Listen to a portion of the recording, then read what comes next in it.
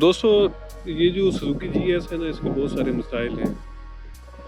इतनी टेंशनें हैं कि मैं आपको क्या बताऊं। ये सुजुकी जीएस तो बड़ा फजूल सा जी बाइक है। अब इसको लेना चाहिए या नहीं लेना चाहिए? ये YPR बड़ा अच्छा बाइक है। CG125 is a perfect option for a touring bike. तो जी बहुत महंगे हो चुके हैं और कम पैसों में अच्छा बाइक लेना है तो यार, ये जो मेरा दोस्त है ना, वो तो सुजुकी जीएस के बारे में ना ये क्या है पता। वो जी YPR में तो वो छलांगे मारता है जी, जंपे मारता है। CG125 इस तरह जी तीसरे गेयर में यूं यूं जा रहा होता है। ईमान से ना जी जनाब, मैं आपको क्या बताऊं कि मतलब इसमें क्या क्या खामियां हैं। मतलब दिल ही टूट जाता है ना, मतलब बंदा क्या कहे आगे मजीद। दोस्तों, आगाज़ करते हैं जी। पहला तो सबसे पहले जी इसका ये जो टेल कैरियर है ना, ये बहुत थक्कड़ क्वालिटी का जी इन्होंने लगाया हुआ है। ये देखें, मैंने इसको ना यहाँ से ये वेल्ड कराया हुआ है। ये 2 मरतबा टूट चुके हैं, मगर मैंने कहा यार पैसे क्या लगाने हैं, इसी को वेल्ड करा लूँ। तो सबसे पहले जी कैरियर है, क्योंकि यहाँ पर आप सामान वगैरह बांधते हैं तो ये अक्सर जो है ना ऑफ रोड में यार ये टूट जाता है। तो मेरा भी ये ऑफ रोड में दो मरतबा टूटा है। तो मैंने कहा यार ये आपको बता दूँ, सबसे मसला इसका कैरियर है। और जब जिस तरह ये कैरियर टूटा तो इसने ये लाइट तोड़ दी। तो खैर, लाइट को तो पानी से मैंने बचा लिया। तो लाइट इसकी जो है ना बैक चल रही है, कोई इसमें इशू नहीं है। दूसरा जी इसका फॉल्ट है जी, टापे इसके बार बार गिर जाते हैं। ऑफ रोड पे हों या ऑन रोड हों तो ये ना कभी भी इसका जब भी दिल किया ना तो ये गिर जाएगा। तो इसलिए ये जो है ना मैंने इसको नट वगैरह लगाए हुए हैं ताकि ये ना गिरे। ये जी इसका कार्बोरेटर है जी, सावन के महीने में ये मिसिंग करता है। और जब भी नॉर्दर्न एरियाज, जब हाई एल्टीट्यूड पे जब ये बाइक जाता है तो ये जो है ना बहुत कार्बोरेटर का ना बहुत इशू आता है जी, बाइक मिसिंग करने लग जाता है। सबसे मज़ेदार चीज़ इस बाइक में जी इसका इंजन है, बहुत पावरफुल इंजन है। इसकी इतनी सच एक्सीलरेशन इतनी ज़्यादा नहीं है, मगर इसका टॉर्क जो और वज़न को लेके जाने की सलाहियत है ना वो बहुत अच्छी है। तो इसमें जी टाइमिंग चेन का ऐसा इशू आ जाता है। टाइमिंग चेन का वो आपको कैसे पता लगेगा? जब इस इंजन की आवाज़ चेंज होगी तो आपने जो है ना टाइमली जो है ना इसकी ना टाइमिंग चेन चेंज करा लेनी है। वैसे वो टाइमिंग चेन आप उसको 30-35 हज़ार किलोमीटर चला लेंगे, मगर अगर आपको बाइक की नॉइज़ पसंद नहीं है तो टाइमिंग चेन आपने चेंज करा लेनी है। ये जनाब इसकी केबल है जो बेसिकली RPM केबल है। जो RPM की केबल का मसला सबसे बड़ा ये है कि अगर ये जो सेटिंग आ रही है ना, ये जो सेटिंग आ रही है, ये जो इसके अंदर से गुजर है, अगर आप इसको 19-20 भी करेंगे ना तो ये बार बार जो है ना केबल टूटती रहेगी। तो ये आपने माइंड में रखना है कि जो केबल जिस रास्ते से आ रही है उसी रास्ते से आपने इसको लगाना है।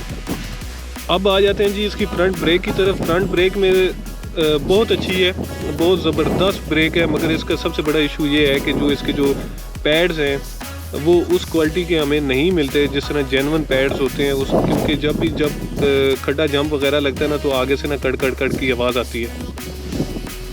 ये रहा जी इसका प्लास्टिक का मड गार्ड।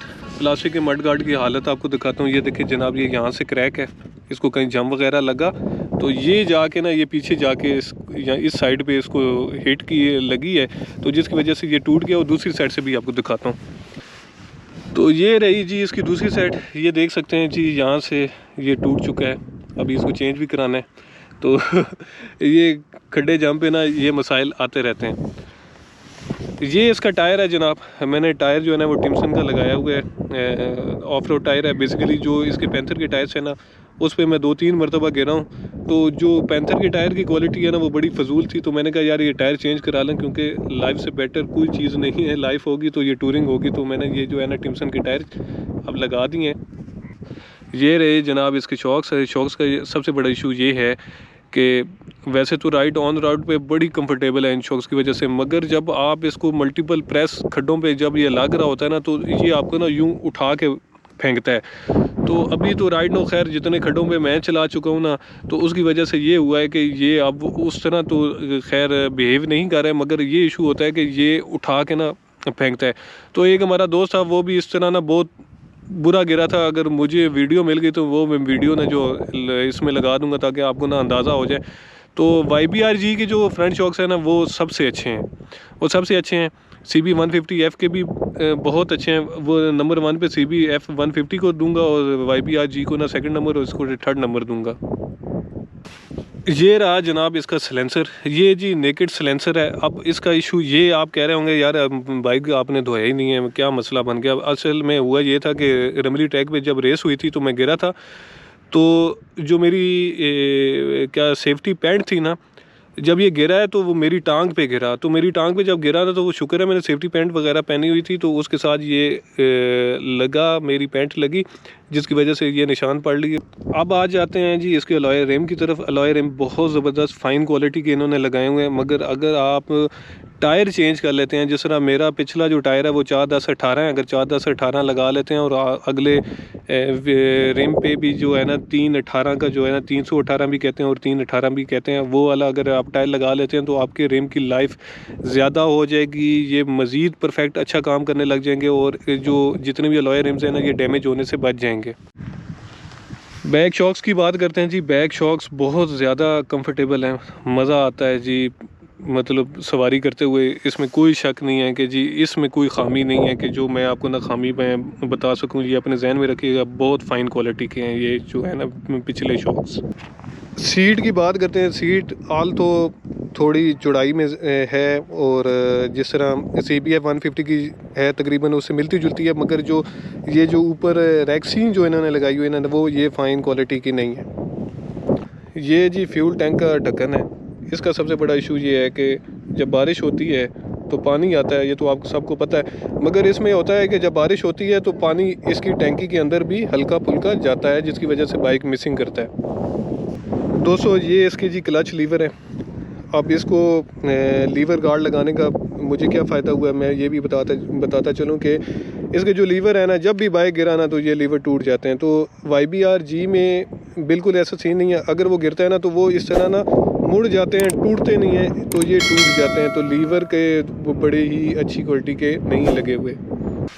अभी आपको जी बड़ी ख़ास बात बताता चलूँ कि GS 150 स्पेशल एडिशन बंद क्यों है, क्योंकि इसके इंजन में बहुत सारे फॉल्ट आ रहे थे। फॉल्ट क्या आ रहे थे जी, रिंग पिस्टन जो है ना वो बाइक का करवाना पड़ता था। अब होता क्या था जी, हम लोग इग्नोर करते रहे। बहुत सारे ऐसे दोस्त हैं जिन्होंने इग्नोर किया, जिनको मालूम नहीं था। तो मैं सबसे अहम बात अभी आपको बताने वाला हूँ जो इसमें इंजन रिलेटेड इशू है, मगर जो मास्टर पीस है इस बाइक का वो इंजन नहीं है, मगर इंजन को ना आपने केयरफुली मोनीटर करते रहना है, जो मैं पहले आपको बता चुका हूँ। मोनीटर क्या करना है, अब देखें जी, ये इसकी क्या नाम है फ्यूल लेवल आ रहा है जी मेरा बिल्कुल F के बराबर जो फ्यूल लेवल आ रहा है। अब होता क्या है जी, जो सुजुकी GS ने जो इंजन 2021 और 2022 में बनाए थे ना, उनमें सबसे बड़ा इशू ये था कि उसके इंजन का आ रहा था कि वो जो इंजन ऑयल था ना वो पी जाता था। CBF 150 में भी यही इशू है। तो ये दोनों जो 150 कैटेगरी के जो बाइक्स हैं ना, इन दोनों को आपने खुसूसी मोनीटर करना है, इनका ऑयल देखना है। अगर तो वारंटी 5000 किलोमीटर की है, या अगर 5000 किलोमीटर नहीं है तो 6 महीने के अंदर अंदर अगर इसमें थोड़ी सी भी कमी होती है तो आपने बाइक जो है ना वारंटी के लिए क्लेम कर देना है। वारंटी के लिए क्लेम नहीं करेंगे तो ये इंजन की कॉस्ट आपको बेयर करनी पड़ जाएगी, रिंग पिस्टन कराना पड़ जाएगा। तो ये मेरा भाई आपने इसको खुसूसी देखना है। दोस्तों सारी चीज़ें तो मैंने आपको बता दी। तो बेसिकली फाइनल वर्डिक्ट से आने से पहले ना जी, दो इसकी जो मैं आपको बता दूं कि दो जो इसकी जो मेन प्रॉब्लम्स है ना इस बाइक की जो मैंने फेस की है, तो वो मैं आपको बताना ज़रूरी समझता हूँ ताकि आपके ना जहन में रहे। तो पहली बात इसके फ्रंट शॉक्स हैं, और दूसरी जो है ना इसकी जो इलेक्ट्रिकल वायर्स है ना वो बहुत प्रॉब्लमेटिक है।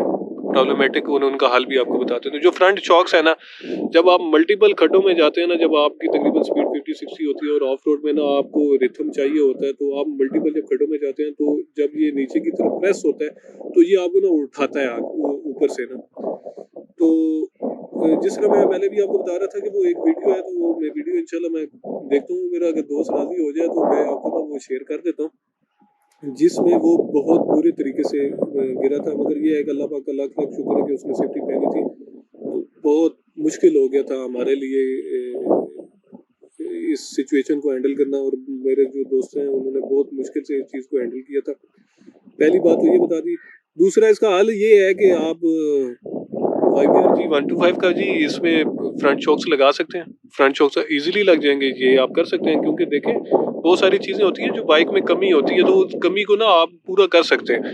और दूसरा जी इसकी इलेक्ट्रिकल वायर्स हैं। जिस तरह सावन का महीना आता है और जब नॉर्दर्न एरियाज में जाते हैं तो ये बाइक जी मिसिंग करने लग जाते हैं, क्योंकि यूजुअली आप सावन के महीने में ही नॉर्दर्न एरिया से ट्रैवल कर रहे होते हैं, तो अब आपने इसका हल क्या करना है? अब आप कहते हैं जी मैंने ट्यूनिंग कराई है मगर यार बाइक तो मिसिंग कर रहा है, अब क्या है इसका सिलसिला करना है? तो जितने भी इसके पॉइंट्स हैं ना जी, उसमें आपने WD-40 मारना है, उसको ओपन करके उसमें WD-40 हल्का सा मार लें। और दूसरा आपने काम ये करना है, जो फिल्टर है उसे पहले पेट्रोल से धो लें, सुखा लें, और उसके बाद जब उसको आपने उस केस के अंदर लगाना है तो उसमें थोड़ा सा WD-40 का स्प्रे मार देना है, तो ये आपका मसला हल हो जाएगा, कार्बोरेटर भी अच्छा वर्क करने लग जाएगा। दो मेन इसके जो प्रॉब्लम्स है ये मैंने आपको बता दिया। तीसरा मैं आपको ये बताता चलूँ, जो फाइनल वर्डिक्ट चीज़ मेरी ये है कि it is a ultimate touring bike. देखें आपके पास पाकिस्तान में अगर टूरिंग बाइक है तो वो दो ही है जी, CB 150F और सुजुकी GS 150। क्योंकि प्राइस टैग इसका बहुत ज़बरदस्त है, तो आपको मैं यही प्रेफर करूँगा कि आप ये वाला बाइक लें। टाइमिंग चेन वाला बाइक है। CB 150 में इशू ये आता है कि जी वो इंजन ऑयल पीने लग जाता है। पावर उसके पास भी है मगर पावर इसकी भी बहुत कमाल की है। जब आप जाते हैं पहाड़ी इलाकों में तो इसका बाइक का ना टॉर्क बहुत कमाल का है। आप मिसाल के तौर पे 116 जी इसका ड्राइव वेट है, मेरा 70 kg वेट है, मैं दूसरा बंदा भी ऐड कर लूँ तो ये तकरीबन 140 हो गया, और 116 आप ऐड कर लें तो ये उसको उस मतलब वेट के साथ ना चढ़ाई बड़े आराम सुकून से चढ़ता है जी। ये बहुत बड़ा मजा है इसका। लंबे सफर में जो CG 125 को मैंने देखा, जब वो गर्म हो जाता है, जो तीसरे चौथे गियर में ना गेम यूजुअली चल रही होती है, बंदा तब तीसरा लगा लेता है, यार इंजन में ना पावर कम हो गई है जब आप लंबे टूरिंग में जा रहे होते हैं। तो इसमें ये नहीं है, इसका इंजन ऑयल गर्म हो या ना हो तो ये चौथे पांचवें पावर में वैसे ही पावर आपको प्रोवाइड करता है जैसे कि आपने इसको अभी अभी स्टार्ट किया। जिस तरह ये अभी ठंडा था और अभी आपने इसको स्टार्ट किया, तो इसमें ना ये मसाइल नहीं है। तो सारे पैसे इसके इंजन के हैं। और मैं आपको एक और मजे की बात बता दूं कि जो इसका फ्रेम है, उस फ्रेम में आप 250 का इंजन भी लगा सकते हैं। ठीक है, उसमें डिफरेंट आप ज़बरदस्त किस्म के जो इंजन जो है ना लगा सकते हैं।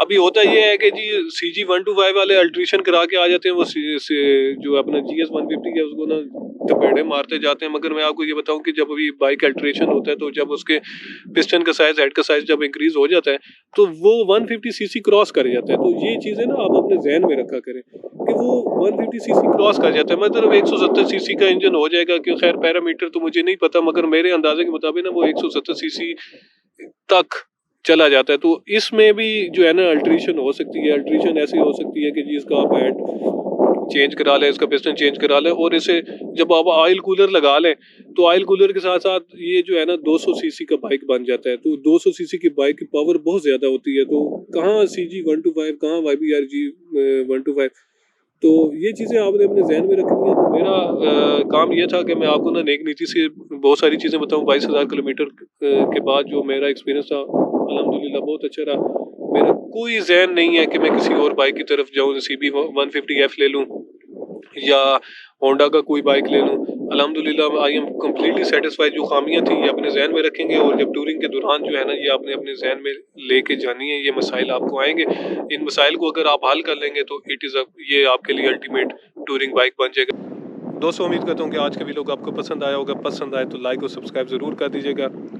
तो मैं इंशाल्लाह आपके कमेंट्स का भी वेट करूँगा कि आप इस वीडियो के बारे में क्या कहना चाहते हैं। तो अपना ख्याल रखिएगा, कलीम खान को दुआ में याद रखिएगा। अल्लाह हाफ़िज़।